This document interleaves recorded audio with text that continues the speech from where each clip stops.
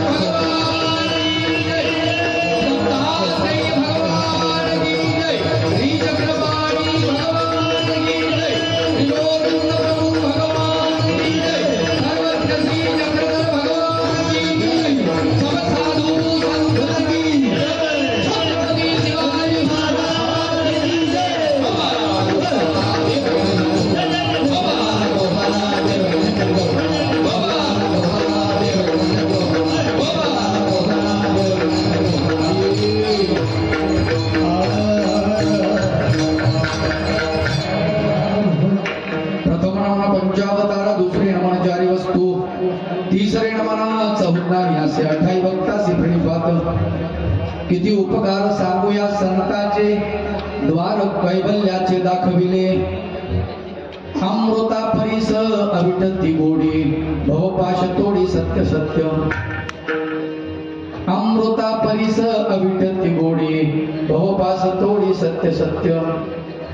बोधामृत आम्हा वाटिला प्रसाद, बोधामृत आम्हा वाटिला प्रसाद. थिटा ब्रह्मानंद तया पुढा, अमृता परीस अविटती गोडी, भवपाश तोडी सत्य सत्य. मना म्हणे कैसे भावे उतराई, मना म्हणे कैसे भावे उतराई. माऊली कृष्णाई तुची पाहे, अमृता परीस विटती गोडी, भवपाश तोडी सत्य सत्य. गोपाला गोपाला गोपाला गोपाला गोपाला गोपाला गोपाला गोपाला गोपाला गोपाला गोपाला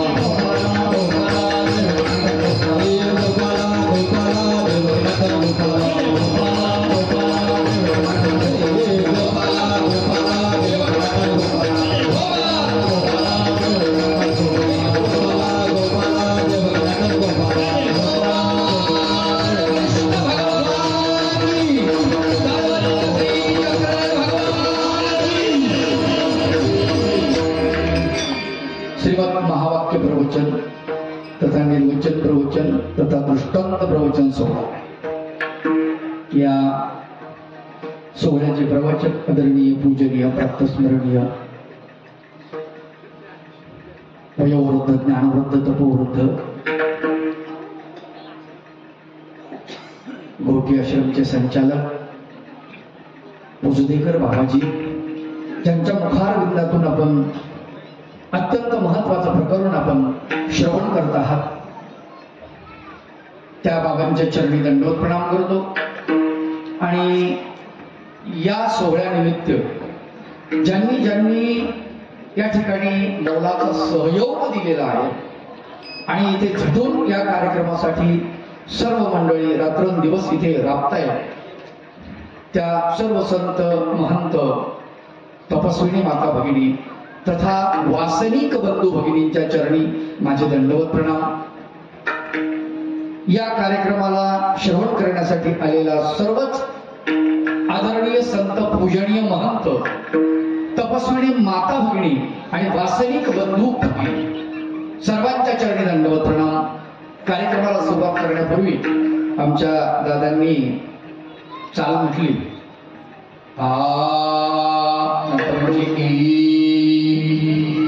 मला वाटलं थोडं काही सुरू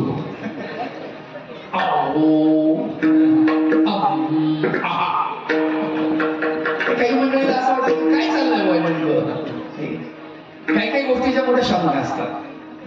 आता जसं हा मृदंग आहे, इकडे एक मृदंग आहे, इकडे हा मृदू असतो, हा कडक असतो.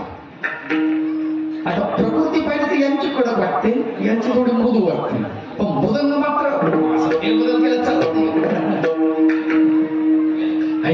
पण दोन्ही सुरामध्ये कानाला येताना आवाज गोड येतो, हे लक्षात घ्या. दोन्ही अगदी व्यवस्थित आहे.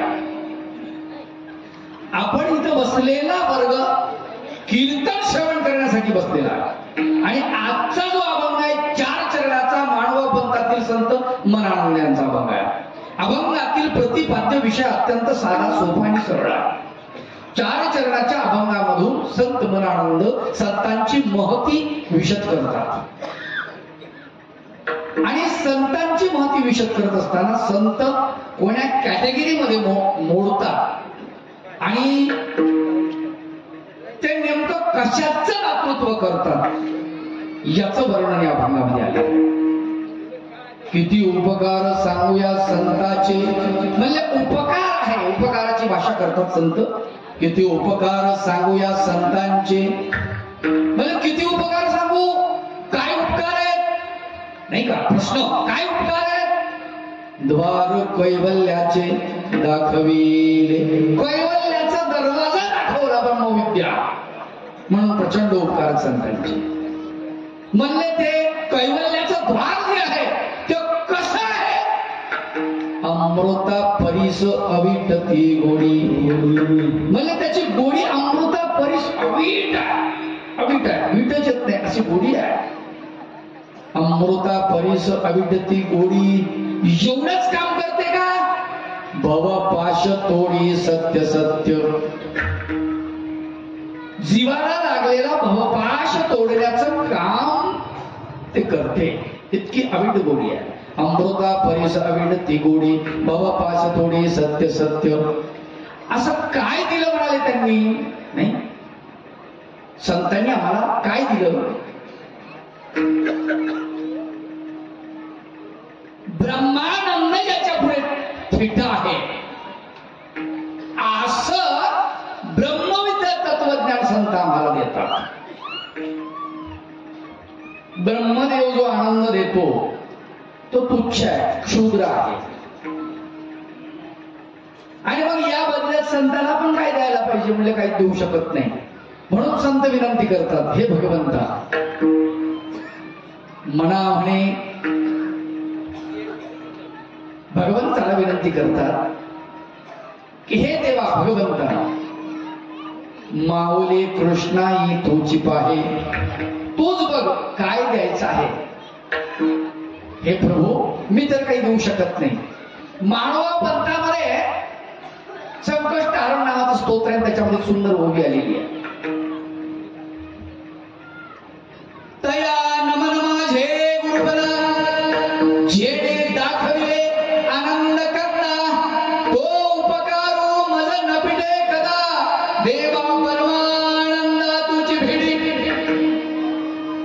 हे भगवंता, ज्या संतानं मला तुझं दर्शन घडवलेलं आहे त्या संतांच्या चरणी माझे नमन आहे, माझं वंदन आहे. तया नमन माझे गुरुपदा, जेणे दाखविले आनंद करता, आनंदाचा कंद आनंद घन मला दाखवलेला आहे. आणि तो उपकारो न भिडे मज कदा, माझ्याच्याने भेटत नाही तो उपकार. मग देवा परमानंदा तुझी फेडी, हे भगवंता तूच माऊली कृष्णाई तुझी पाहे, तूच बघ बघा देवा, माझ्याच्यानं काही बघणं म्हणून देवा भगवंता मला काही समजत नाही. अशा प्रकारे अभंगाचा हा भावार्थ आहे. एकदा भगवंताचं भजन करूया. गोपाला गोपाला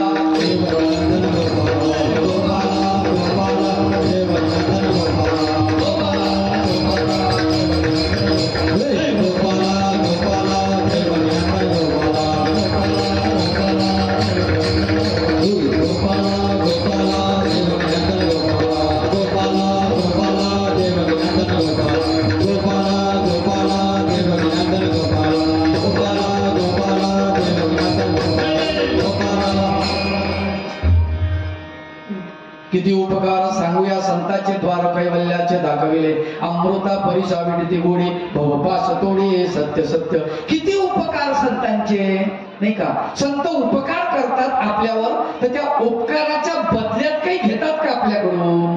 नाही, आपल्याकडून काही घेत नाही. बरं, संतांची महती संत सांगतात वारकरी संप्रदायामध्ये फार सुंदर सांगतात. संत चरण रज लागता संत चरण लागता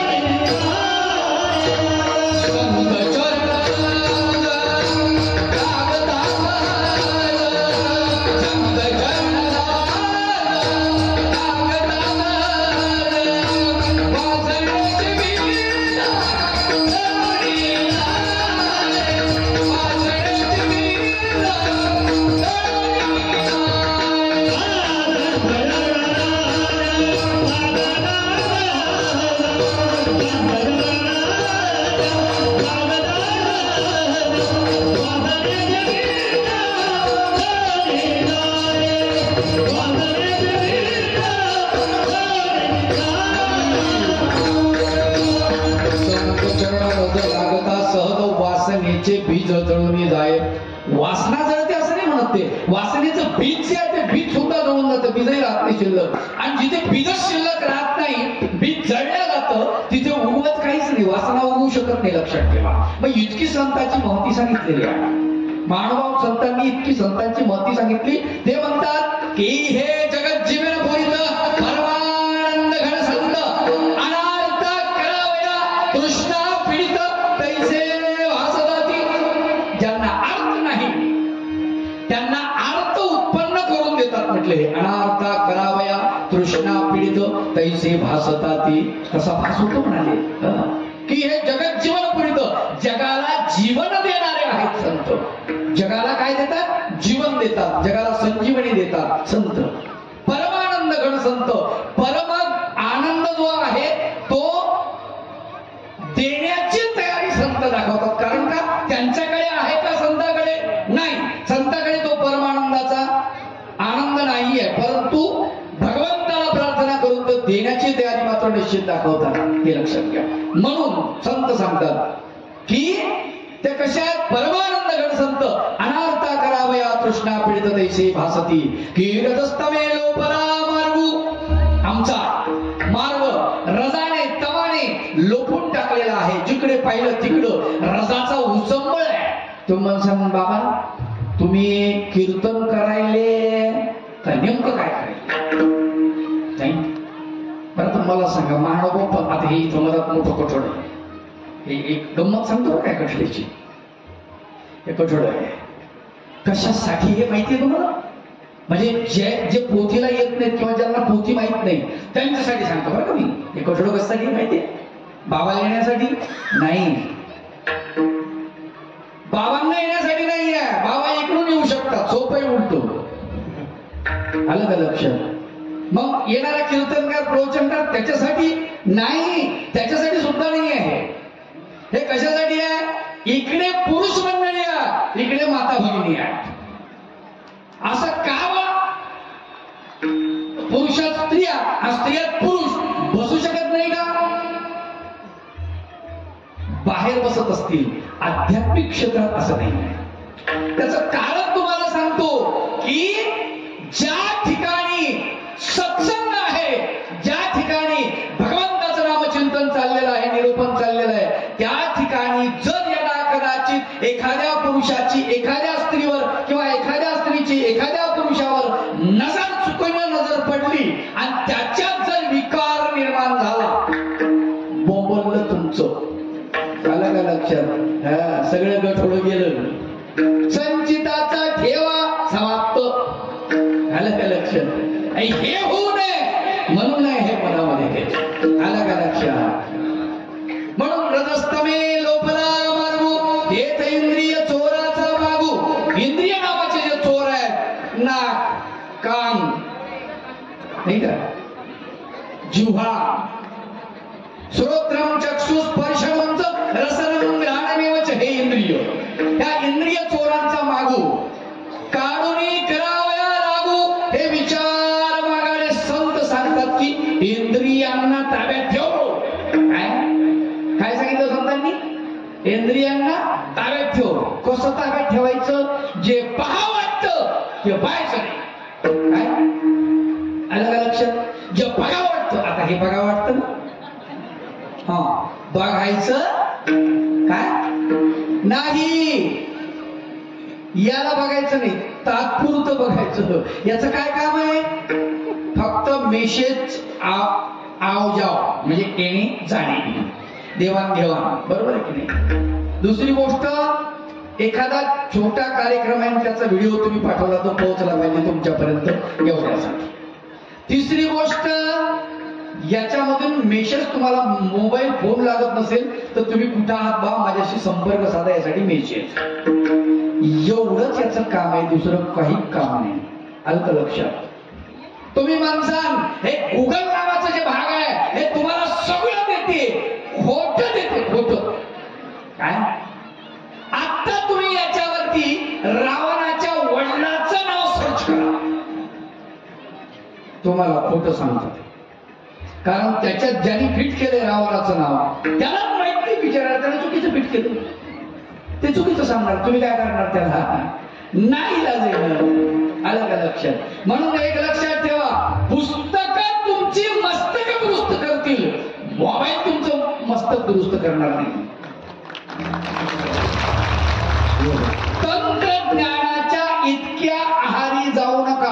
हात जोडून, आज जर चक्रधर भगवंत असते ना, आज तुम्हाला सांगतो 950 सूत्र आपण बोलतो की नाही, चक्रधर भगवंतांनी सांगितले बा, तर त्याच्यामध्ये एक सूत्र अजून ऍड झालं असतं. कोणतं?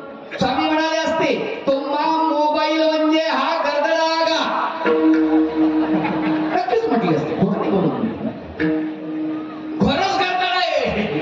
आलं का लक्षात? अरे साक्षात स्त्रीचं दर्शन घेऊ नका असं देवाने नाही सांगितलं, पण चित्रेची स्त्रीला पाहावी म्हटलेलं आहे. का? कारण आहे, चित्रकार आपलं चित्र उठावदारपणे करतो. कोण्या चित्रकाराला असं वाटतं आपलं चित्र येडं वाकडं व्हावं? नाही. आखीव रेखीव त्याच्याकडे माणसानं बघतच राहिलं पाहिजे, आणि त्याचा अर्थ त्याच्या डोक्यामध्ये असतो चित्रकाराच्या. म्हणून तो तसं चित्र हुबेहूब चांगलं बनवतो. आलं का लक्षात? पुरुषाचा असू द्या, स्त्रीचा असू द्या, कोणतंही असू द्या. असं नका म्हणू की स्त्रीचं चित्र पाहिल्यानंतर माणसाला त्रास होतो बा, असं काही नाही आहे. पुरुषाचं चित्र पाहिल्यावर स्त्रियांनाही त्रास होतो. फार महत्वाची गोष्ट आहे. पण आता आम्ही मोबाईलच्या एवढं आहारी गेलो. एक विनोद सांगतो आणि पुढे सरतो. एका ठिकाणी काय झालं, एक माणूस कधी याच्यावरती असं चालू झालं. आता असं काय चालतं तुम्हाला माहिती आहे, आणि ते चालतं, चालता चालता खांबा होता रस्त्यामध्ये आडवा, तर धडकलं खांब्यावर, बीच में आया. दारू पिल्याला परवडला नाही त्यापेक्षा, ते तरी असं म्हणत नाही, शुद्धीवर असतं ते, नाही शुद्धीवर असतं. बरं धडकलं, पुन्हा रस्त्यावर आलं, गेलं, दारावरती थाप मारली, दरवाजा उघडला त्या माऊलीने. जसा दरवाजा उघडला तसे आतमध्ये गेलं. गेल्यानंतर सोफ्यावर बसलं, बसल्या बसल्या त्या माऊलीने, आता ती बी हे व्हॉट्सअपवर तर ते इंस्टाग्रामवर, ते कमी आहेत का? त्याने तिथून पाणी आणलं, यानं पाणी घेतलं, चहा आणला, चहा घेतला, पता नाही मूक संदेश ज्याला म्हणतात ते सगळे झाले. आणि तिथंच झोपलं, पाहता पाहता मोबाईल पाहता. थोड्या वेळाने एक आलं, घराच्या दरवाजात उभं राहिलं. त्यानं हे उठलं होतं तोपर्यंत झोपेल त्याची, पुन्हा मोबाईल. हे म्हणतं कस काय कुठे केलं, कस काय म्हणल्या पुढच्या ऐकलंच नाही. हे म्हणते अगं चहा ठेव, पाहुणे आले. लक्ष द्यावं का माझ्या गोष्टीकडे. अगं चहा ठेव, पाहुणे आले. ते उभं राहिलेलं दरवाजातलं म्हणतं, घर माझं आहे, बायको माझी आहे, म्हणजे याला पताच नव्हता कोणाच्या घरात गोपाला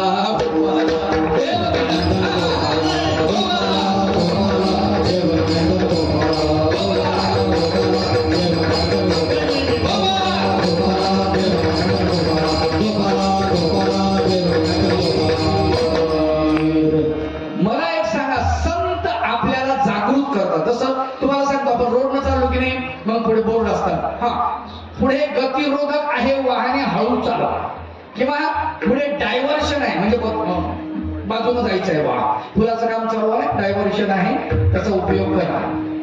ते जर पाहिलं नाही, गतिरोधक आहे, त्याच्याकडे बोर्डाकडे बघितलं नाही, गाडी आगायली समजायची. आलं का लक्षात? हा, गुगल सुद्धा तुम्ही मॅपवर जर बघितलं तर ते सांगतं पुढं रस्ता खराब आहे. हा, ते पिवळं त्याच्यावर येते, रेष येते पिवळी, तुम्ही चालतात त्याच्यावर. आणि जर जास्तच अडचण असेल तर मग लाल येते, रेड, म्हणजे ते म्हणते तुम्हाला इथून जायला बराच वेळ लागणार आहे. सूचना करते ते, त्याचा उपयोग केला पाहिजे. लक्षात ठेवा, वस्तूचा, वस्तूच्या आहारी जाऊ नका. एक लक्षात घ्या, वस्तू आपल्याला सांभाळते का आपण वस्तू सांभाळतो? कोण कोणाला सांभाळतो? बरं, आता पंक्ती आहेत की चांगल्या जोरात जोरात चालू आहेत ना, मस्त दररोज गोड धोड. बरं, आपण काय खातो? बुंदी, जिलेबी, बासुंदी, गुलाबजामुन, रोज वेगवेगळे पदार्थ आहे की नाही? मग आता बुंदीला आपल्याला खाल्लं का आपण बुंदीला खाल्लं? चांगलं उत्तर द्या बरं नीट. बुंदीला आपण खाल्लं ना, बुंदीला आपण खाल्लं, असं नाही. बुंदीचा आपल्याला खाती म्हणून शुगर होतो. बरोबर आहे की नाही? शुगर कशामुळे झाली? बुंदीनं आपल्याला खाल्लं. लक्षात घ्या. सुभाषितकार फार सुंदर वर्णन करतात, भोगान भोगता वयमेव भुक्ता. भोग आपल्याला भोगतात. लक्षात ठेवा, आपण भोगांना भोगत नाही, भोगच आपल्याला भोगत असतात. टीव्या तशाच आहे, पाहणारे संपले, गाणे तसेच आहे, ऐकणारे संपले. आलं का लक्षात? पदार्थ बुंदीचे ढीक तसेच आहे, खाणारे संपले. गोपाला गोपाला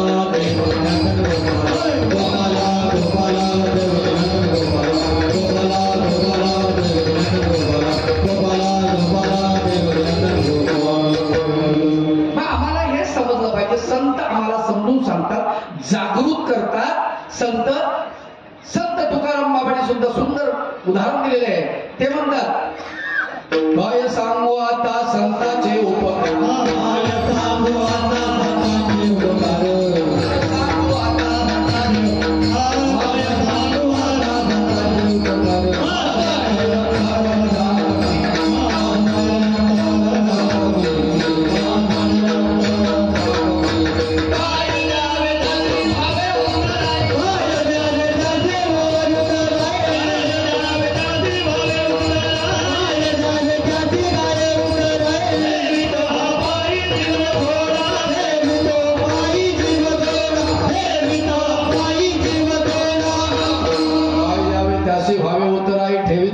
संतांचे उपकार. काय सांगू आता संतांचे उपकार. ते म्हणाले, संतांचे उपकार काय सांगू तुम्हाला? मज निरंतर जागविती. मला जागृत करतात, निरंतर जागृत करतात. आता मला सांगा, जागृत करण्याचं काम तर मोबाईल मी करतो. त्याच्यावर तुम्ही जर समजा अलार्म लावला, जुन्या काळात घड्याळ होतं, मोठा गजर असायचा, नाही जागवतं की नाही ते? पण मला एक सांगा, त्याला जर समजा त्यांनी गजर सुरू झाला, त्याचा घड्याळीचा किंवा मोबाईलचा आवाज दिला त्यांनी, उठ म्हणायला आपल्याला आवाज, गजर म्हणून आपण त्याच्यावर गप्पन असं बोट दाखवला, हात मारला, तर ते काय करतं? गप बसतं. उठ नाही तर नको उठू. आपल्या डोक्यात काय? सकाळी उठायचं. किती वाजता उठायचं? प्रातःकाळी उठायचं. काय करायचं उठून? भगवंताचं नामचिंतन करायचं. मग आपण अलार्म लावला, 5चा लावला समजा, जास्त नाही तो 3 वाजता आपण उठणारी माणसं नाही, त्याच्यामुळे 5च बरे आहे की नाही? 5चा लावला आणि मग रात्री आपण निर्णय करणार आहे, कारण आपण ऐकलेलं असतं सकाळी उठलं पाहिजे, प्रातःकाळी उठलं पाहिजे, कारण सांगितलं संतांनी प्रातःकाळी अथवा श्री चक्रपाणी येईल प्रेम तिन्ही लोचना जोडी. प्रातःकाळी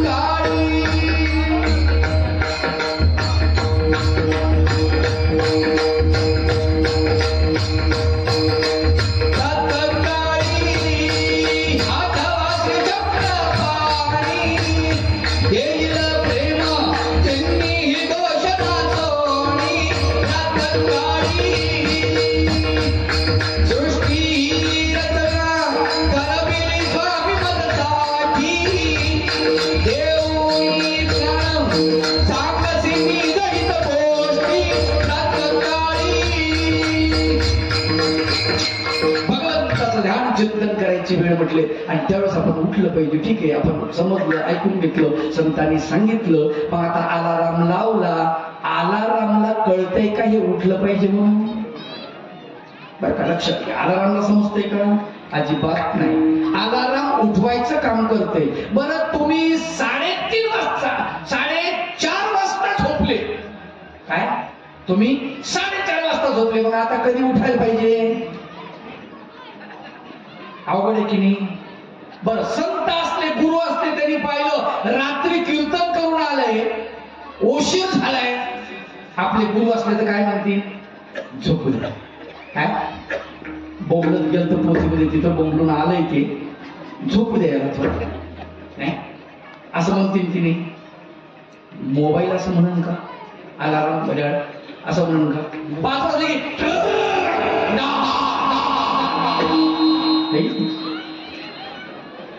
आपण तसं ऐकतो का? नाही. त्याच्यावरती तुला काय कळते? आता चालू केलं, अर्धा तास झालं नाही झोपलो.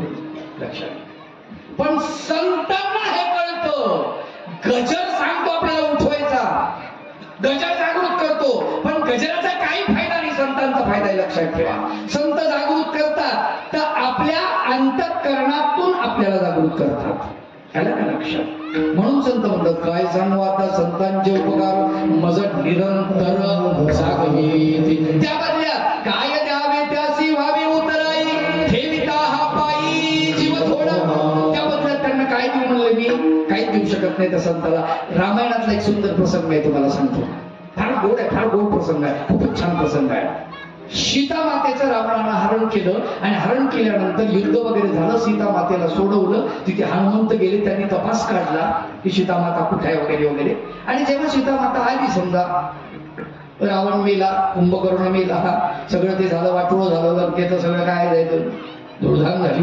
हे सगळं संपल्यानंतर जेव्हा सीता माता आलेली आहे आणि राज्याभिषेक पूर्ण झालेला आहे इथे, आणि ते झाल्यानंतर उपकार करत्याची यादी बनवली. यादी म्हणले ज्यांनी ज्यांनी उपकार केले त्यांना बोलवा. प्रत्येकाला बोलवलं. तो केवट होता की नाही, नदीतून जाणारा, शरीर नदीतून, त्यालाही बोलवलं, सर्वांना बोलवलं, शिबिरीलाही बोलवलं. प्रत्येक ज्यांनी रामचंद्रावरती उपकार केले त्या काळामध्ये ते म्हटले सगळ्यांना बोला, कोणालाच विसरू नका. मग हनुमंतालाही बोलवलं. सगळे आले. आल्यानंतर सगळ्यांना, कोणाला जहागिरी, कोणाला काही, कोणाला काही, कोणाला काही, सगळ्यांना सगळं दिलं. हे दिल्यानंतर जेव्हा त्या यादीमध्ये आता उद्या वाटायचे, समजा त्या यादीमध्ये आदल्या दिवशी ती लिस्ट पाहिली. कोण? सीतेनं. पाहिल्यानंतर म्हणली याच्यात महत्वाच्या माणसाचं नावच नाही. रामचंद्र म्हणतात कोण्या? म्हणले हनुमंताचं नाव नाही ना. त्यांनी तुम्हाला तपास काढला. म्हणले सगळ्यात अगोदर मोठं काम त्यांनी केलं आणि मग त्यांना काहीतरी द्यायला पाहिजे. रामचंद्र म्हणतात त्याला काय द्यायचं मला कळत नाही, तुला काय द्यायचं तर दी. अहो मला एवढे मोठे तुम्ही राजे आणि तुम्हाला समजत नाही. म्हणजे मला नाही समजत, तुला समजत असं तर बघ. तेव्हा त्याला काय काहीतरी द्यायला पाहिजे, उपकार फेडायला पाहिजे. म्हणजे हरकत नाही. मग सभा भरली. दुसऱ्या दिवशी प्रत्येकाला प्रत्येक दिलं. हे एकच गेलं तुझ्याकडे. सीतामातेनं गळ्यातला नवरत्नाचा हार काढला आणि हनुमंताच्या गळ्यामध्ये घातला. जेव्हा गळ्यामध्ये घातलं ते खुश झालं हनुमंत. बरं खुश झालं, ठीक आहे, एवढ्या सीतेला वाटलं बघा बरं खुश झालं की नाही. हनुमंत म्हणे आणि तुम्ही म्हणता उपकारच परतफेड करता येत नाही. म्हणजे बघा थोड्या वेळ 1 मिनिट पहा, वाट बघा काय करतात ते. हनुमंतानं हार काढला आणि पाहिलं त्याच्याकडे, मण्याकडे पाहिलं, त्याला फोडलं. जसं फोडलं मण्याचे 2 तुकडे झाले. आता तो नवरत्न रत्न होतं ते 2 तुकडे करून टाकले रत्नाचे. पाहिलं तर आतमध्ये काहीच नाही. दुसरा फोडणार. सीतामाता ओरडली काय करता हनुमंता? हे म्हणे काय याच्यात बघतो. त्यात काय बघता? म्हणे याच्यात राम आहे का बघतो. गोड गोष्ट आहे बरं का. याच्यामध्ये काय राम आहे का बघतो. म्हणजे कशात? त्या म्हणत मग त्यात कसं असं? आणि ज्याच्यात राम नाही त्याच्यात काय तथ्य आहे? आलं का लक्षात? उपकाराची परतफेड होऊ शकते का? नाही होऊ शकत. हनुमंतानं केलेल्या उपकाराची परतफेड रामचंद्र करू शकले नाही, सीतामाताही करू शकली नाही. दुसरा एक प्रसंग फार सुंदर आहे. दुसरा एक फार सुंदर प्रसंग आहे. कौंडण्यपूरला रुक्मिणी तिला कळलं की शिशुपाळाशी आपलं लग्न नाही. आणि मग ती विचार करते की बा काय करावं आता, भगवंताला निरोप धाडायचा. मग ती पत्र पाठवते. माझ्या एका कवितेत वर्णन केलंय गो नसून ही घायल होई रुक्मिणी, उसके कर्मों पे कायल हुई रुक्मिणी, ध्यान उसका लगा कृष्ण की चरण में, ध्यान उसका लगा कृष्ण की चरण में, कृष्ण के लिए पागल हुई रुक्मिणी, कृष्ण के लिए पागल हुई रुक्मिणी. पागल झाली कृष्णासाठी. पत्र पाठवलं सुदेव ब्राह्मणाकडे, पत्र दिलं, सांगितलं सुदेवा ब्राह्मणा पटकन जाऊन कृष्णाला सांगा, पती म्हणून परमात्म्याला मानित से रुक्मिणी, सुदेवा जाऊन सांगा चढी, पटकन जाऊन सांगा म्हटले. माझ्या सख्याला, माझ्या कृष्णाला, माझ्या देवाला, माझ्या पतिराजाला माझा निरोप द्या. आणि निरोप घेऊन जेव्हा जाता सुदेव ब्राह्मण द्वारकेमध्ये प्रवेश झाला. जसा प्रवेश झाला तसा तुम्हाला सांगतो, द्वारकेमध्ये दरबारात जेव्हा गेलेले आहेत तेव्हा त्या दरबारामध्ये ते पत्र बघितलं, लकुटा हातामध्ये पडल्या. भगवान गोपाल कृष्णाने ते पत्र वाचलं. काय असेल बरं त्याच्यात, काय असायला पाहिजे, काय लिहिलं असेल असा महत्वाचा मुद्दा. मी तर असं म्हणत असतो की हे जगामध्ये एका प्रेमीनं प्रेमिकेला पाठवलेलं पहिलं प्रेमपत्र आहे. आलं का? एका प्रेमीनं प्रियकराला पाठवलेलं पहिलं पत्र आहे, लक्षात ठेवा, पहिलं पत्र. आणि ते पत्र असं काय असेल त्याच्यामध्ये. मला एक गाणं आठवतं. काही लोक मला म्हणतात बाबा कळमकर बाबा गाण्यावर भर देतात, काय करावं, त्याच्यामध्ये ताकदच तशी आहे, ताकदच तशी आहे. त्या गाण्याचे बोल फार सुंदर आहे. हमें तुमसे प्यार कितना ये हम नहीं जानते, मगर जी नहीं सकते तुम्हारे बिना. हे प्रभू, माझं तुमच्यावर किती प्रेम आहे नाही सांगू शकत, मी नाही सांगू शकत. पण एक लक्षात घ्या, तुम्ही जर आला नाहीत ना मी नाही जाऊ शकणार. तर माझं प्राण पाकर उडून जाईल देवा, तरी तुम्ही लवकर या. असाच काहीतरी मायना असेल त्या पत्रिकेमध्ये. आमच्या मानवा पंथामध्ये संन्यास दीक्षा देतात ना, त्यावेळेस ते हळद लावतात, मुलगा असो मुलगी असो दीक्षार्थीला. आणि त्यावेळेस आमच्या माऊल्या, आमच्या माता भगिनी तिथे पत्रिका म्हणतात.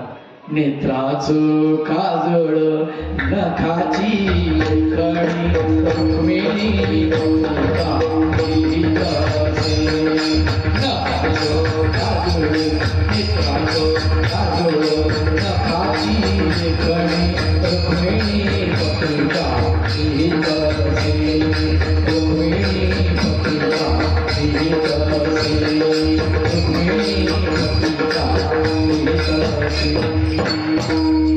फार छान वाटत होतं ते.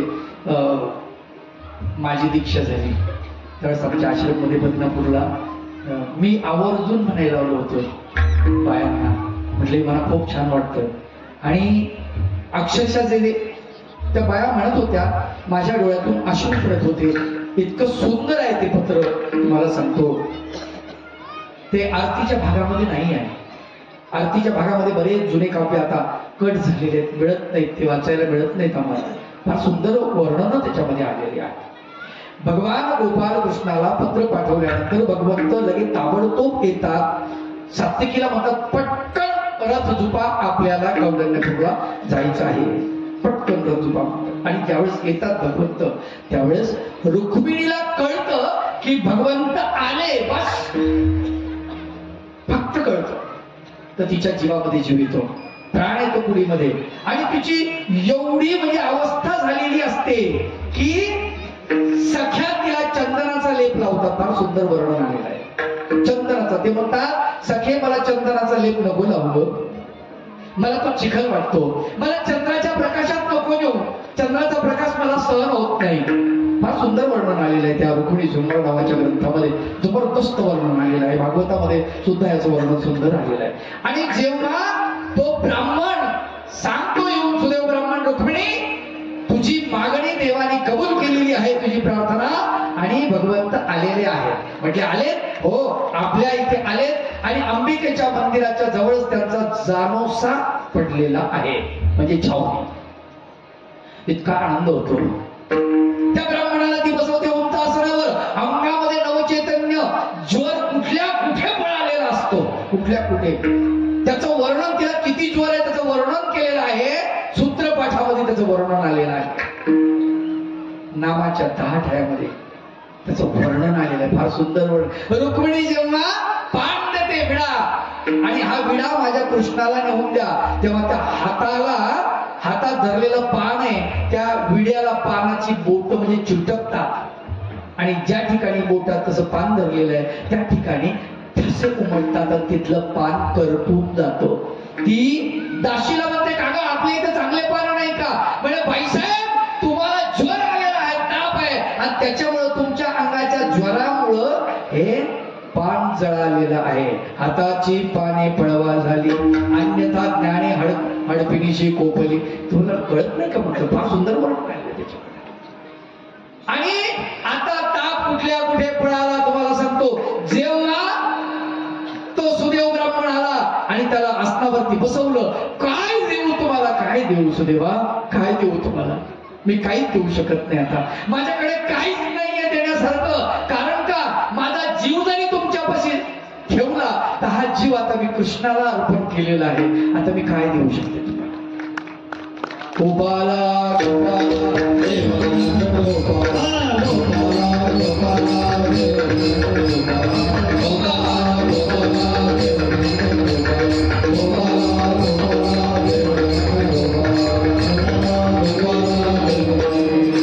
यासाठी संत अभंगाच्या प्रथम चरणामध्ये सांगतात,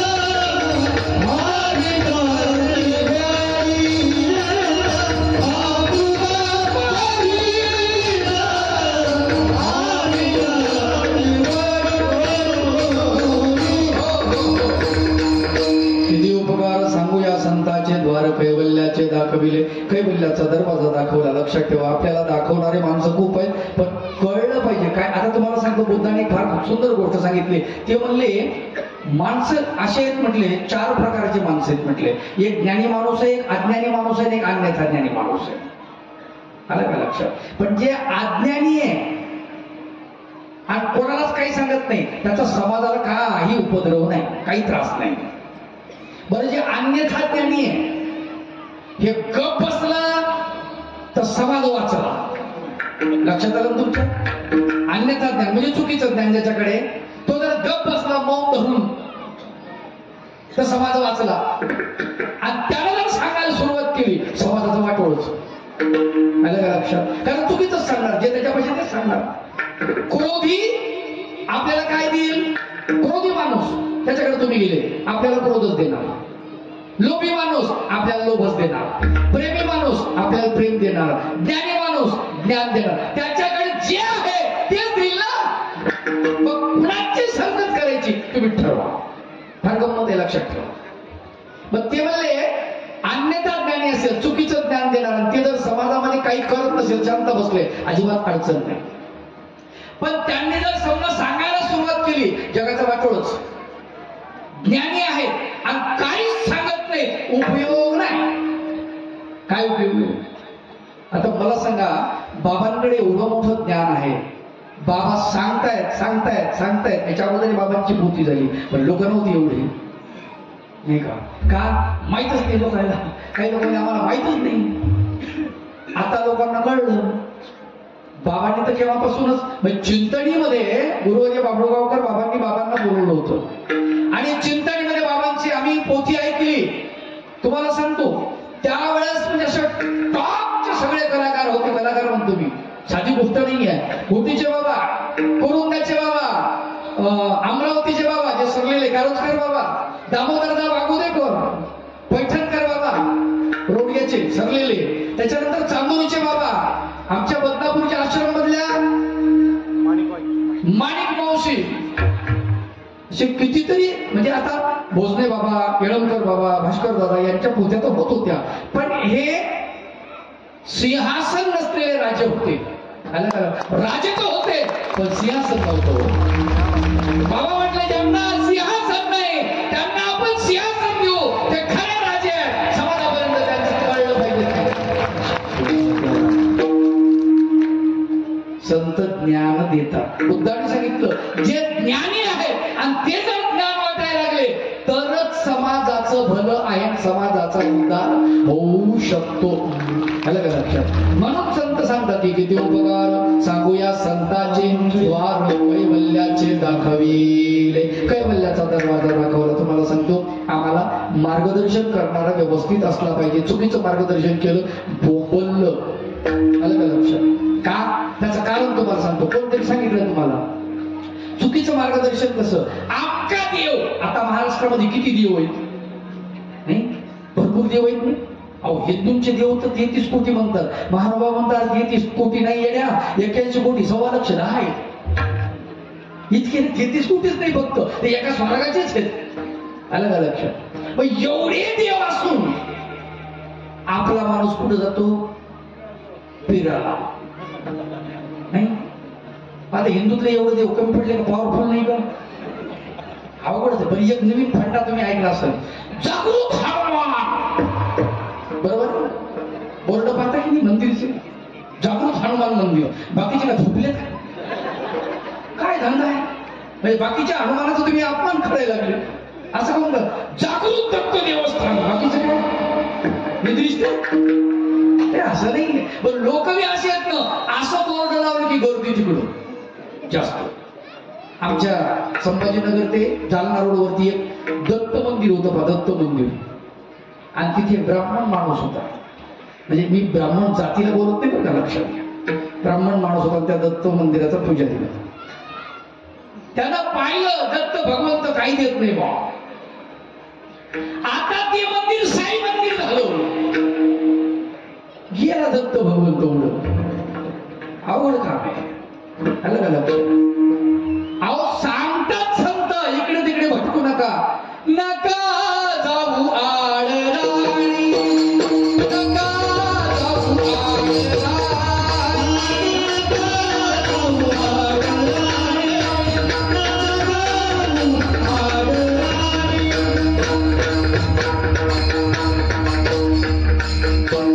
ऐसे कर्जाची मुरारी, ऐसे कर्जाची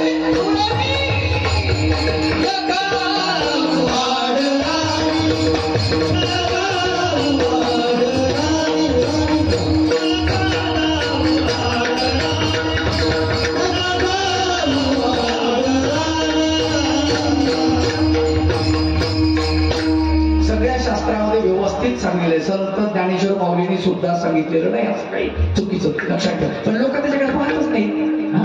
मग त्या पुण्याची बावडी झाले, सवेची इंद्रपणाची उटी उतरे आणि येऊ लागती माघारे मृत्यू लोका. तरी आमच्या शेतामध्ये धुर्यावर देव बसवला. बरोबर आहे. ज्ञानेश्वर माऊलीने सांगितलं, तुकाराम बाबांनी सांगितलं, एकनाथ बाबांनी सांगितलं, चक्रधर भगवंतांनी सांगितलं, आणि कोणीच नाही सांगितलं माय बापाचे देव बनवून. पण आम्हाला कळतच नाही काय करावं, शोकांती काय ही. आणि मग याच्या संत सांगतात, आम्हाला दरवाजा दाखवतात, पण आम्हाला कळत नाही. एक विनोद आठवला, तो विनोद सांगतो आणि पुढे चालतो.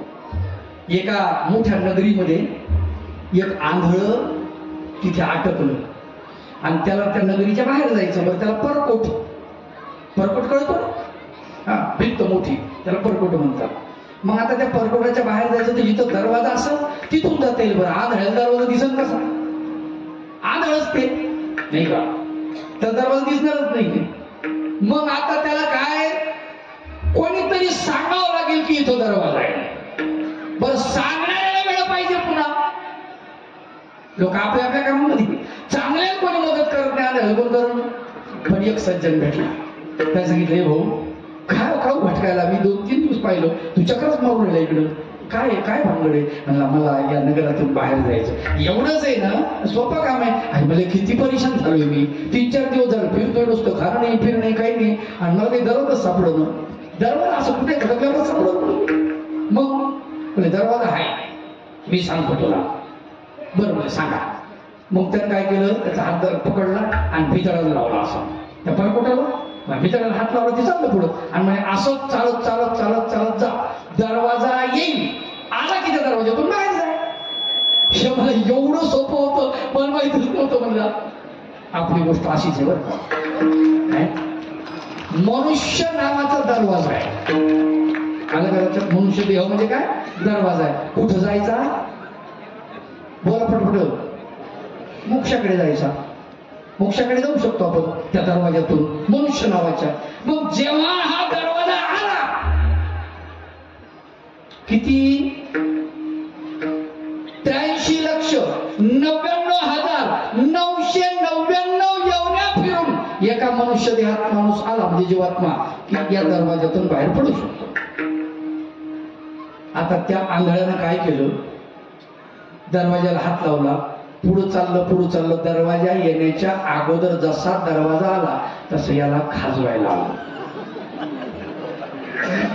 खाजवलं पुढे गेलं. आता खाजवून पुढे निघून गेल्यावर दरवाजा गेला मागं, पुढं हात असा भिंतीला काय राहून. आता किती योगानं बाहेर पडले आंधळ. पडन का, हसू नका, आपली गत्तीच आहे.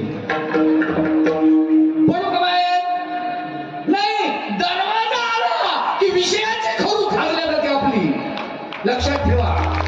आज तिथंच आपला घात होतो. हो, तिथंच आपली नरडी दाबल्या जाते आणि तिथं आपण संपून जातो मायबाप. आणि मग आपलं वाटोळं होऊन जातं. त्या आंधळ्यासारखी आपली गत झालेली आहे. गोपाला गोपाला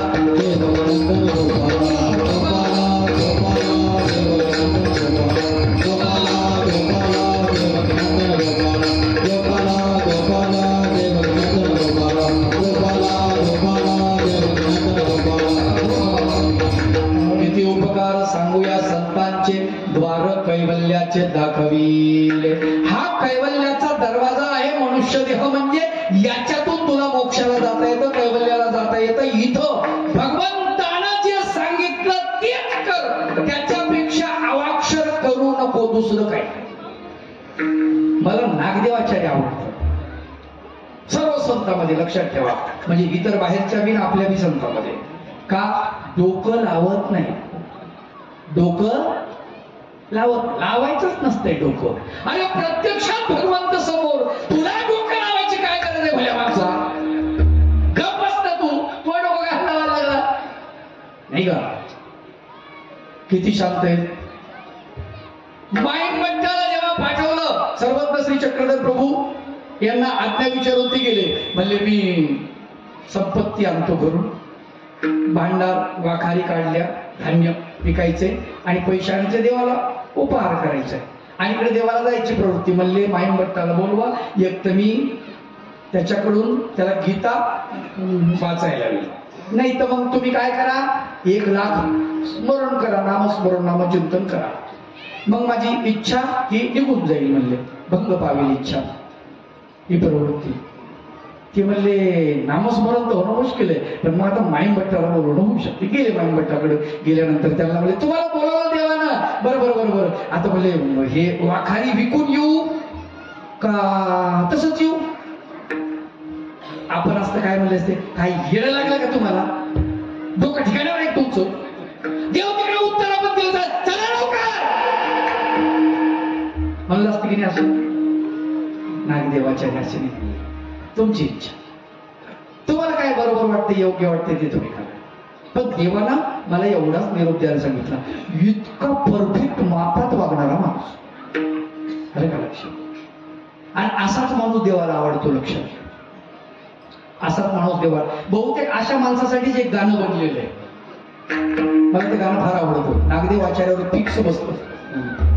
जो तुमको हो पसंद वही बात कहेंगे. हा सूत्र आहे. जो तुमको हो पसंद वही बात कहेंगे, तुम दिन को अगर रात कहो रात कहेंगे, चाहेंगे निभाएंगे सराहेंगे आप ही को, आंखों में नम है जब तक देखेंगे आप ही को, हम जिंदगी को आपकी सौगात कहेंगे, तुम दिन को अगर रात कहो रात कहेंगे. कमाल आहे. एकही शब्द देवा हे कसं असा प्रश्न विचारला. कमाल आहे. शंका फाटे नाही फोडले. आम्ही तर फाटे फोडतो पोथीमध्ये. बाबा हे कसं, बाबा ते कसं. मग चैतन्याचा अवतार म्हणजे नेमकं का? आणि अविद्या, इथं अविद्याचं काय करू, भेटलेलं असं ठेसून बारीक करून टाकीन मी.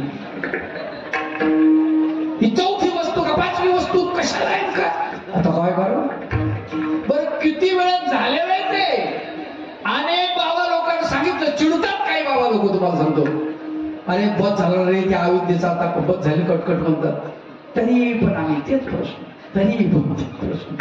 अवघड आहे. नागदेवाचार्य एकही गोष्ट विचार, पुसून विसरला म्हणतात का पुसून विसरला म्हणतात. कमाल आहे त्याची. हो विचारलं पण मला आठवत नाही, किंवा मी देवाला विचारायचं विसरलो. किती परफेक्ट आहे गाण्यामध्ये बसतात नागदेवाचार्य बघा. जो तुमको हो पसंद, हे भगवंता तुला जे पसंत आहे ना तेच बोलेल, दुसरं काहीच बोलणार नाही. जो तुमको हो पसंद वही बात कहेंगे, तुम दिन को अगर रात कहो रात कहेंगे. तू दिवसाला जर रात्र म्हटलास ना, मी भी रात्र म्हणेन, मला काय घेते. तू प्रसन्न झाला पाहिजे. तुला जे आवडतं ते करीन, चाहेंगे निभाहेंगे, प्रेम करीन तुझ्यावरच करीन, आणि केलेलं प्रेम शेवटपर्यंत टिकवी. निभाहेंगे आप ही को, आंखों में ना है जब तक, चाहेंगे आप ही को. जोपर्यंत डोळ्यामध्ये तेज आहे तोपर्यंत तुझाच दर्शन घेईल, तुलाच पाहिल, तुला सोडून कुणालाच पाहणार नाही. काय समर्पण आहे, काय समर्पण. हम जिंदगी को आपकी सौगात कहेंगे. प्रसाद, सौगात म्हणजे प्रसाद. ही जिंदगी मला मिळाली ना, तुझा प्रसाद मी समजेन. किती गाणे परफेक्ट आहेत हो. गाण्याचा अर्थ काढा, भजनापेक्षा कमी नाही आहे. पण आपण तिकडं इल्लू इल्लू मरले का मग. गोपाला गोपाला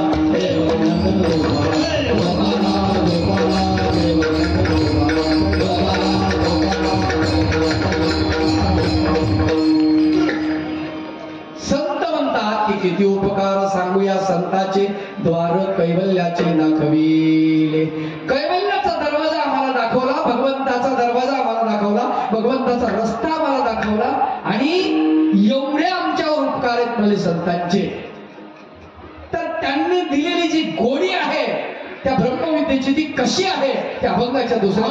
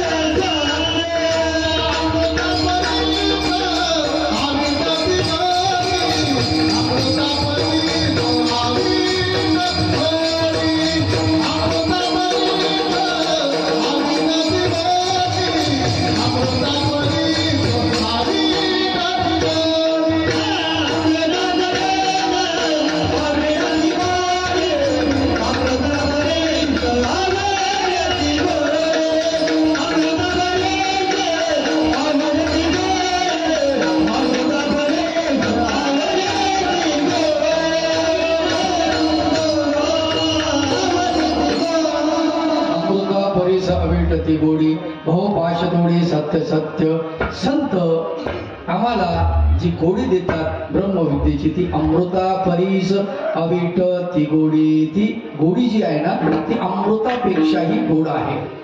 भवपाश तोडे सत्य सत्य, भवपाश ज्याला म्हणतो तो तोडण्याचं काम सगळ्यात महत्वाचा पाश जो आहे तो भवपाश आहे. अनेक पाश आहेत.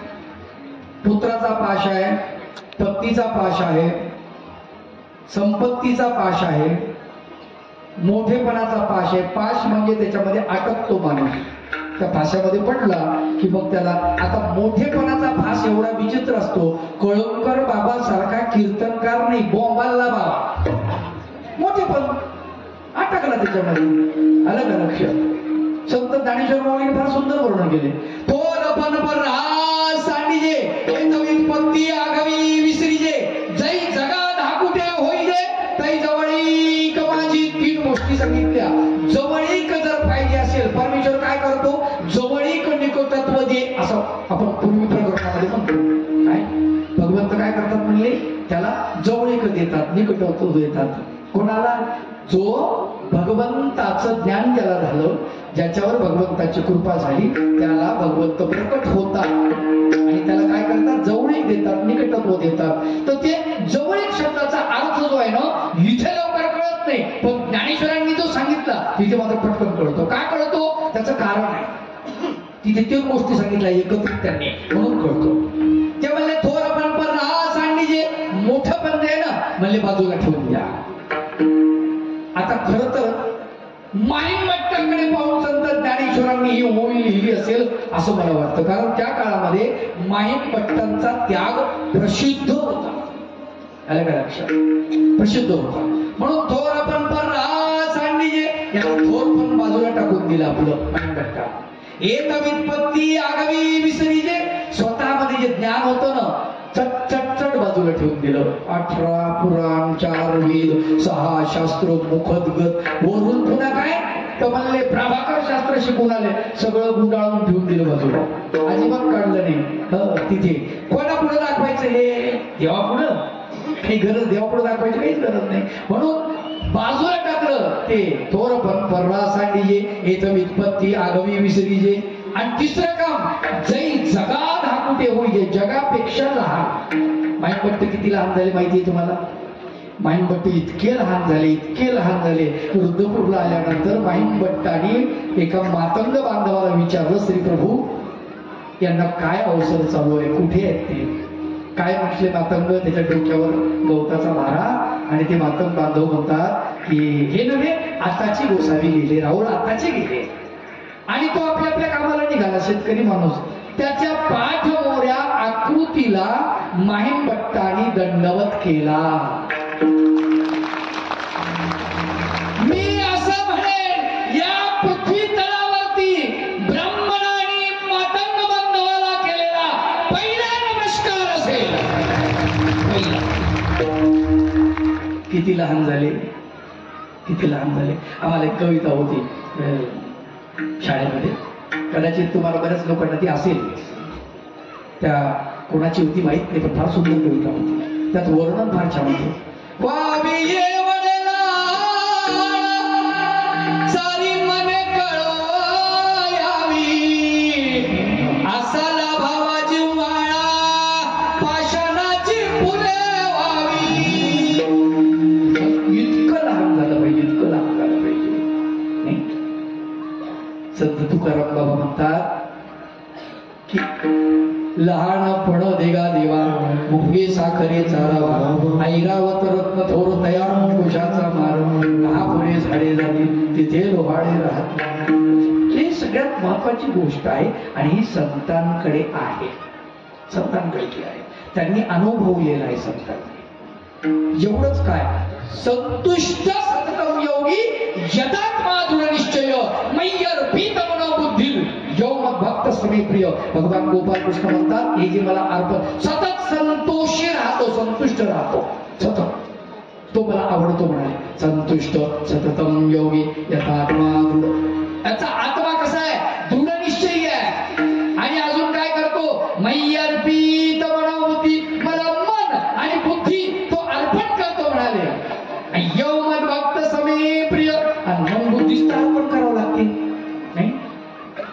शहाणपणा करू नका.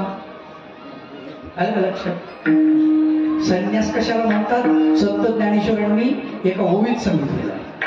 आणि मी माझी आठवण विसरले जयाचे अंतःकरण पार्था तो संन्यासी दान निरंतर. निरंतर संन्यासी म्हटले तो कायमचा संन्यासी आहे. दोनच गोष्टी विसराव्या लागतात. दोनच गोष्टी कोणत्या? मी आणि माझे. हे मी आणि माझे दोन गोष्टी बोंबलल्या आहेत. यांना वाटोळं केलं. माहीम भट्टाच्या चरित्रामध्ये संकलन माहीम भट्टानं केलेलं आहे, पण त्याच्यामध्ये माहीम भट्टाचं मी असं नाव आहे का? चरित्र पूर्ण चरित्र वाचा, पूर्ण वाचा म्हटलं असतं. देव असं म्हणाले आणि मग मी असं म्हणालो, असं वाक्य आहे का? नाही. माहीम भट्टे आहेस हे पुसले इतकं त्रयस्थ आहेत माहीम भट्टे, इतके विचार करण्याजोगती गोष्ट आहे. पण याचा अर्थ आम्हाला कळला पाहिजे माय बाबा हो, की बोधामृत जो आहे म्हणजे आम्हाला जी गोडी लावलेली आहे संतांनी, ती अमृत परिस गोड आहे. अमृता परिस अविट ती गोडी, आणि ही गोडी भवपाश तोडे सत्य सत्य. भवपाश निश्चित तोडून टाकणारी गोडी आहे, दुसरी कुठली गोडी नाही. भवपाशाला तोडणारी गोडी आहे. आणि म्हणून हा जो आहे, जो बोधामृत आहे, तो प्रसाद आम्हाला संत वाटताय त्या अभंगाच्या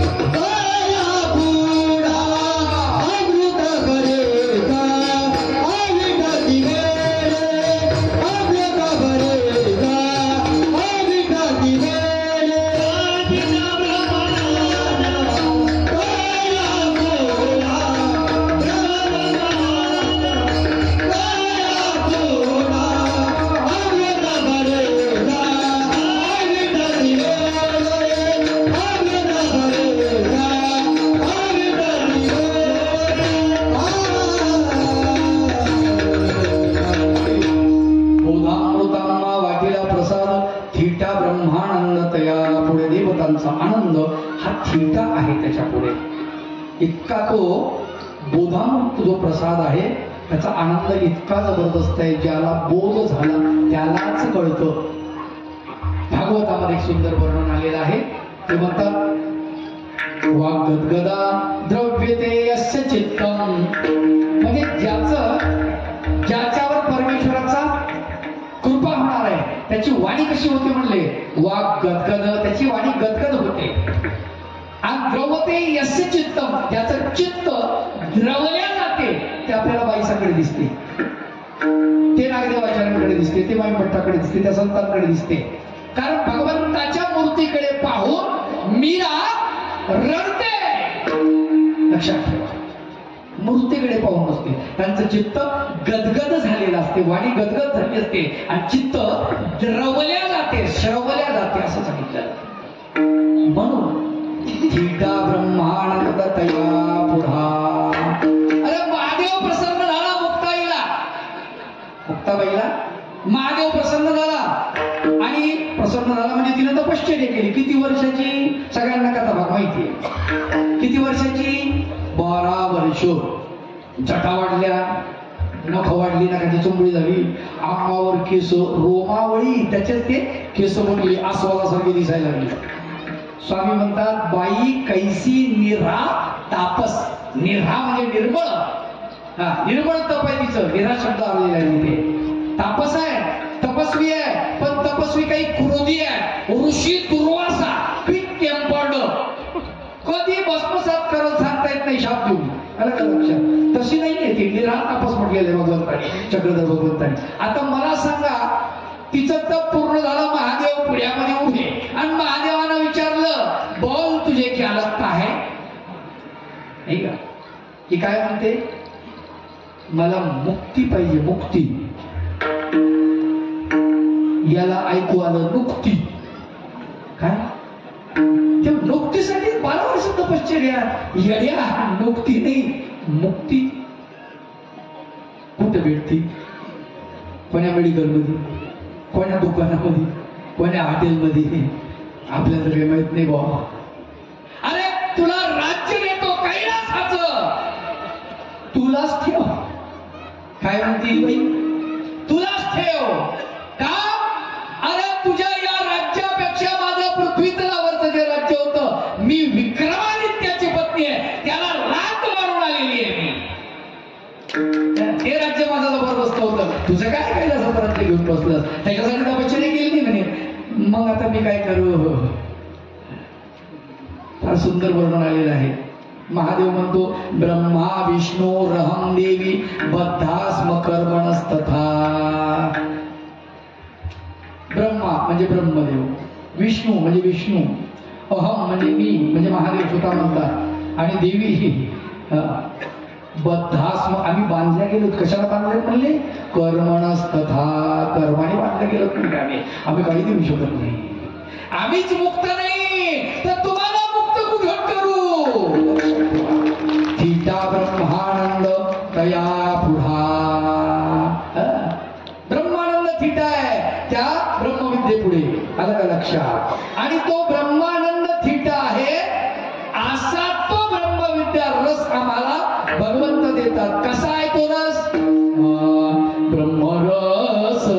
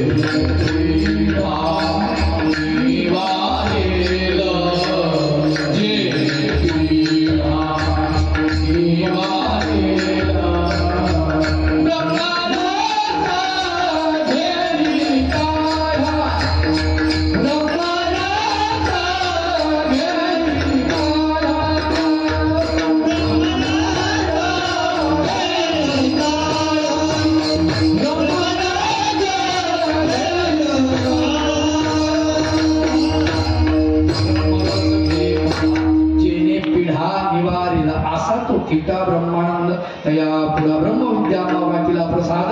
आणि थिटा ब्रह्मानंद तया पुढे ब्रह्मदेवाचा आनंद सुद्धा थिटा. सगळ्या देवी देवतांचा आनंद थिटा आहे.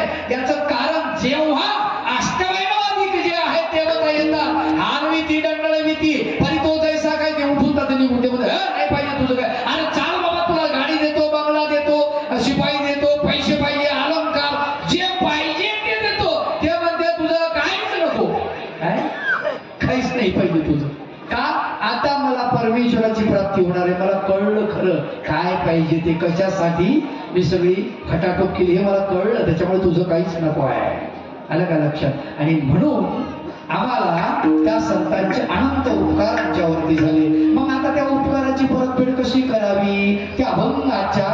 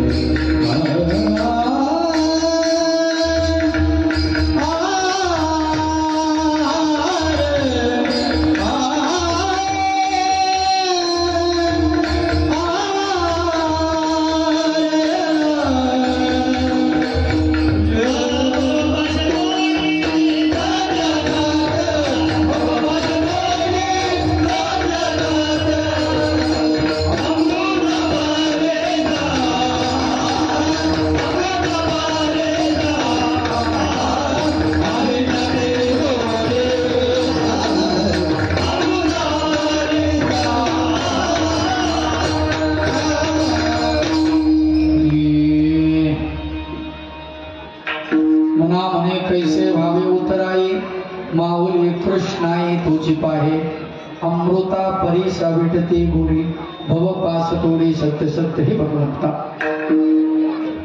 कशा प्रकारे उतराई होऊ शकतो आपण संतांचं नाही होऊ शकत म्हणून हे भगवंता माऊली कृष्णा ये तुझी पाहिजे तूच बघ कसे उपकार फेडायचे त्या संतांचे कारण इथे परमेश्वर दाखवणारा जो आहे ज्ञान पद्धतीनं त्याची महती अजब आहे माय बापा हो लक्षात अजब आहे कारण तुम्हाला कारण ज्ञान जे आहे ना हे ज्ञान ही अभावरूप वस्तू आहे हे भावरूप नाही आहे मग ती ज्ञानियाच्या सानिध्यानं राहते ज्ञानियाच्या आश्रयानं राहते आता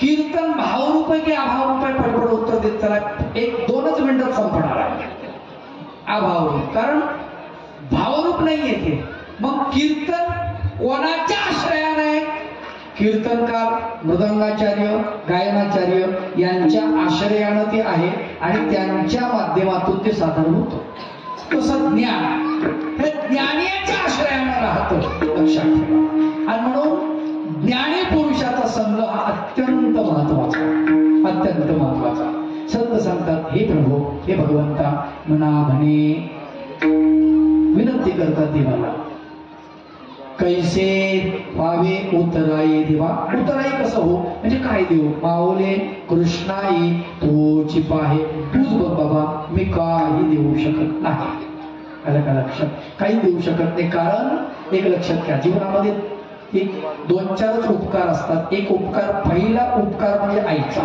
जिने जन्म दिला 9 महिने 9 दिवस उदरामध्ये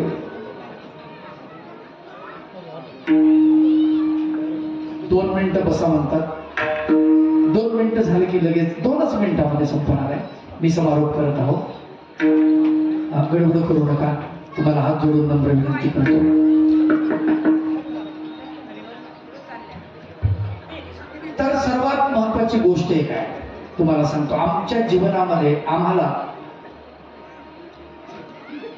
संतांनी आमच्यावर जे उपकार केले त्या उपकाराची परतफेड आम्ही करू शकत नाही आणि त्या उपकाराची परतफेड आम्हाला करताही येत नाही आम्हाला संतांनी जे परमेश्वराचं ज्ञान दिलं ते ज्ञान आमच्या हृदयामध्ये आल्यानंतर आम्हाला मोक्षाचा रस्ता क्लिअर करून देतं आणि म्हणून आमच्यावर त्यांचे प्रचंड अशा प्रकारचे उपकार आहेत आणि ते फक्त इथेच मनुष्य जन्मामध्येच आलं का लक्षात दुसरीकडे नाही ही एक त्यातली एक महत्वाची गोष्ट आहे आणि म्हणून या जन्मामध्ये आम्हाला सगळं करायचं आहे आलं का लक्षात दिवस झाले थोडे किंवा असं म्हणतात रात्र राहिली थोडी आणि सोंग राहिली लई त्याच्यामुळे आपला टाइम सगळा संपलाय निरोपणाचा आपला वेळच संपून गेला कारण 9 वाजलेले आहेत त्याच्यामुळे पुढची व्यवस्था आपल्याला करायची आहे संयोजकाला आयोजकाला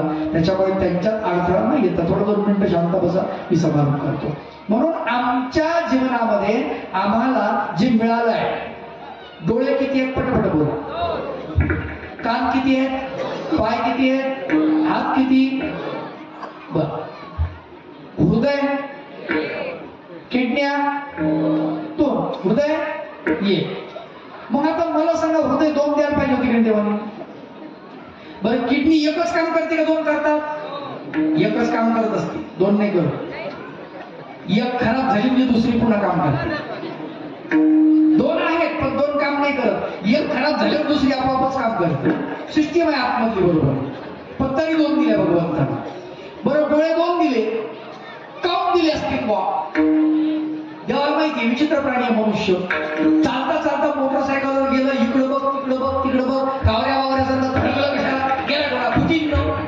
फुटल्यावर काय मग एक तर पाहिजे काय दुसरा पाय एक पाय तुटला दुसरा चालला पाहिजे लमणच कव्हाने चालला पाहिजे बा एक हात जर समजा तुटला एका हातात 2 काम कळलं 2 काम हा म्हणजे भगवंताचे उपकार आहेत लक्षात ठेवा पण हृदय मात्र एकच दिलं मग आता एकच संदेश देतो शेवटचा हे हृदय एक दिलेलं नेमकं कोणाला द्यायचं शेवटचा संदेश कोणाला द्यायचं ठरवा परमेश्वराला. बघ तेच एक पात्र आहे असं की आपलं हृदय त्याला दिल्यानंतर परमेश्वर त्या हृदयाची जपणूक करतो. रुक्मिणीने हृदय दिलं, द्रौपदीने हृदय दिलं, कुंती माताने दिलं, बाईसाने दिलं, ज्यांनी भगवंताला हृदय दिलं. लक्षात ठेवा, त्यांचं हृदय भगवंतानी त्यांच्या मरेपर्यंत जपलेलं, त्यांच्या हृदयाला कधीच ठेच पोहोचू दिली. आलं का लक्षात? आणि तुम्ही जर तुम्ही शरीर तुमच्या पतीला द्या, तुमच्या पत्नीला द्या, नाही का, परंतु हृदय मात्र भगवंताला द्या. कारण त्याचा अधिकारी फक्त आणि फक्त तोच आहे, दुसरा कोणीच नाही. इतकं चांगलं कोणीच सांभाळू शकत नाही. आणि जर ऐर्या गैर्याला नथू गैर्याला जर दिलं, तुम्हाला सांगतो, मग तुम्हाला त्या गाण्यासारखं म्हणावं लागेल, शीशा हो या दिल हो आखिर तुट जाता है. कुठं नको, कोणाला दिला कुठं ते, बरोबर आहे की नाही? अरे चांगल्याला जर तुम्ही दिलं नाही, फक्त भगवंत त्या हृदयाचा अधिकारी आहे. लक्षात ठेवा, म्हणून ते एकच आहे आणि एक असलेलं हृदय भगवंताला द्या, फक्त भगवंत. आलं का लक्षात? दुसरी एक सूचना देतो, म्हणजे आता कीर्तन संपलं, सूचना सुरू. सूचना देतो. इथं बरीच मंडळी बसलेली आहे, माता भगिनीग्रस्त मंडळी मधल्या, त्यांना हात जोडून नम्र विनंती करतो, पोराईवर लक्ष ठेवा. पोरीवर तर ठेवा, पण पोराईवर बी ठेवा. तुमचं पोराईवर लक्ष नसतं बरं. 7 वाजता घरी पोरग आलंच पाहिजे, देवपूजा केलीच पाहिजे. जर देवपूजा केली नाही, वारकरी असू द्या, महानुभाव असू द्या, वारकरी असेल तर हरिपाठ म्हणलाच पाहिजे, महानुभाव असेल तर पूजा असेल म्हणलाच पाहिजे. ज्याला हरिपाठ पाठ नाही त्याला आम्ही वारकरी म्हणत नाही, ज्याला पूजा अवसर पाठ नाही त्याला महानुभाव म्हणत नाही. लक्षात, पाठच पाहिजे ते, आणि ते केलं पाहिजे. नुसतं आम्हाला पाठ आहे, पूजा अवसर मग पाठ केलं ना, म्हणतो का नाही, म्हणलं पाहिजे. लक्षात घ्या, हे पाठच असायला पाहिजे, म्हणलं पाहिजे. आणि त्यांच्यावर लक्ष द्या. 7च्या आत ते घरी आले पाहिजे, त्यांच्यावर लक्ष द्या. रात्री खोलीमध्ये मुलांना मुलींना एकटं सोडू नका. जोपर्यंत त्यांचं लग्न होत नाही तोपर्यंत तुमच्या खोलीत त्यांना झोपवा.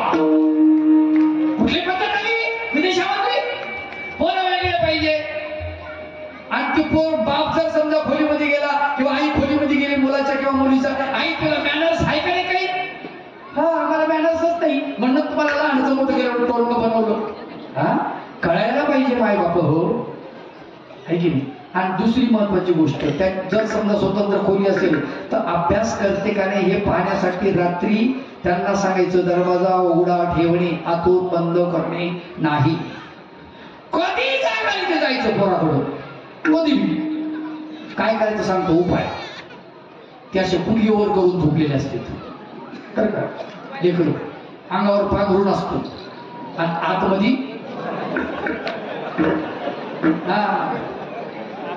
हळूच जायचं, चोर पावलानं अंगावरचा कपडा खसकन करायचा.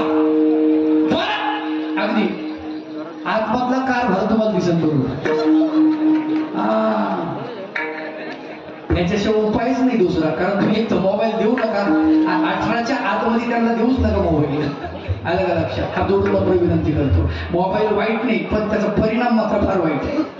आलं का लक्षात? तिसरी गोष्ट, तुमचे पतिदेव, भाऊ, तुमचा दीर, तुमचे सासरे किंवा तुमच्या घरातला कोणतेही तुमचा पोरगा मद्यपान करत असेल तर त्याला घरात प्रवेश देऊच नका पहिल्यांदा.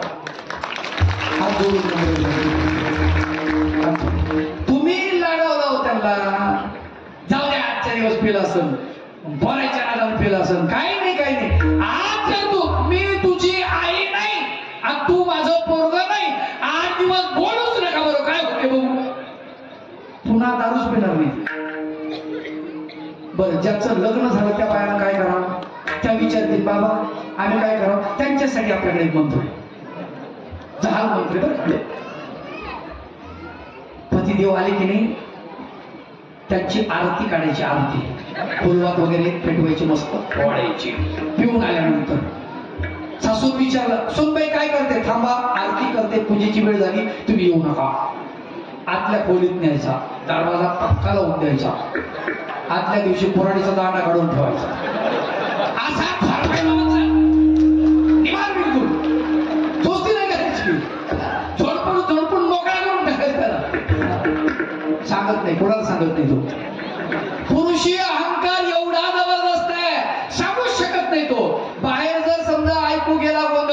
आणि बाहेर त्याच्या मित्रांना त्याला विचारलं तुझ्या घरी काय चाललं होतं, तर ते काय म्हणून माहितीये, बायकोला अशी छापली तिसऱ्या उपमापर्यंत. खरं तर याला छापलेलं असते, मारलेलं असते, पण ते असंच म्हणणार बाहेर. मग तुम्ही माणसाने याचा परिणाम काय होईल, लय मोठा परिणाम होईल. ते जर दारूच्या दुकानात गेलं आणि त्यानं जर दारू ग्लासामध्ये ओतली आणि तोंडाला लावायचा प्रकार सुरू केला तर त्या ग्लासात तुमचं चित्र दिसेल.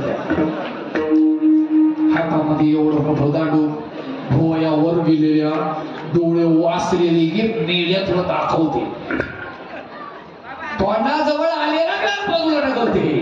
आलं का लक्षात, पिणारच नाही. ही सगळ्यात महत्वाची गोष्ट आहे. आणि आता शेवटचा मुद्दा सांगतो, सगळ्यात शेवटचा. आता पुढे कीर्तन नाही, निरूपण बी नाही आणि काहीच नाही. शेवटचा मुद्दा, एक तरी फळ आपल्या धर्माला अर्पण करा. आलं का लक्षात. आता मला सांगा, कीर्तनाला बाबांनी, पारायणाला बाबांनी, आईला पारायणाला पाठवा, कुठून आणायचे, आमच्याकडे फॅक्टर आहे का, तुमच्याकडून आमच्याकडे येतात ना बाबा. हो, आज तुम्हीच जर दीक्षा दिली नाही, पोराला दिलं नाही आम्हाला, पोरीला दिलं नाही आम्हाला, तर मग इकडे एक लक्षात घ्या, तुम्हाला 3 अपत्याला जन्म घाला. एक तुमच्यासाठी, स्वतःसाठी, कुटुंबासाठी, एक धर्मासाठी आणि आपल्या संस्कृतीसाठी. वारकरी असू दे, तर महानुभाव असू दे, कीर्तनकार बनेल, प्रवचनकार बनेल, मृदंगाचार्य बनेल, गायनाचार्य बनेल, काहीतरी बनणार. आणि एक देशासाठी बॉर्डरवर पाठवा. देशाचं रक्षण त्यांनी करायचं, आपण इथं मजेनं भात खायचा. वारे वा. आणि इथून आपण जेवताना म्हणायचं, कडी जरा आंबट झाली, आंबट झाली का कडी. तिकडे ते मरू राहिले आपल्यासाठी, बिचारी शेतकरी सतत मरू राहता, त्याची चिंता इकडे आंबट झाली. हे आम्हाला कळलं पाहिजे मायबाप. हो, यथापती यथावकाश धावत्या वेगात अभंगाचा भावार्थ पूर्ण केला. आमची जी मंडळी आहे, त्रयम मृदंगाच्या, यांचे मी मनपूर्वक आभार मानतो. आमचे पिटी मास्तर, गायनाचार्य, सर्व मंडळीचे मी अगदी मनपूर्वक आभार मानतो. आपण सर्व मातृतुल्य, पितृतुल्य आपले सर्वांचे मी मनपूर्वक आभार मानतो. आमची संयोजक मंडळीचे मी अगदी मनपूर्वक आभार मानतो, ज्यांनी मला सेवेची संधी दिली. झालेली सेवा भगवान श्री चक्रधर प्रभू चरणी समर्पित करतो. माझ्यासोबत मी पुस्तक आणलेले गेटच्या बाहेर, ज्यांना कुणाला पाहिजे असतील ते पुस्तकं त्यांनी घ्यायचे. माझे विचार त्या पुस्तकात मी टाकलेले आहेत. एका पुस्तकाचं संपादन केलेलं आहे, 4 प्रवचनाची पुस्तकं आहेत आणि एक कादंबरी लिहिली आहे मी शांताबाईसाच्या जीवनावरची, आत्मचरित्र तिचं एक कथासंग्रह आहे. असे जवळजवळ 10 पुस्तकं तिथे बाहेर उपलब्ध आहेत आणि 30 रुपयापासून ते 80 रुपयापर्यंत किंमत आहे, जास्त किंमत नाही. ज्यांना कुणाला पाहिजे ते पाहू शकतात. आज मी इथे मोबाईल लावला नाही, कारण 2 मोबाईल होते, शूटिंग चालू होती, त्याच्यामुळे मी लावलं नाही. माझं स्वतःचं चॅनल आहे महंत कळतकर बाबा नावाने. ज्यांना कोणाला कीर्तन प्रवचन पाहिजे असतील त्याच्यावरती पाहू शकता. एकदा भगवंताच्या नामात घोष करा, श्री दत्त श्री दत्त श्री दत्त श्री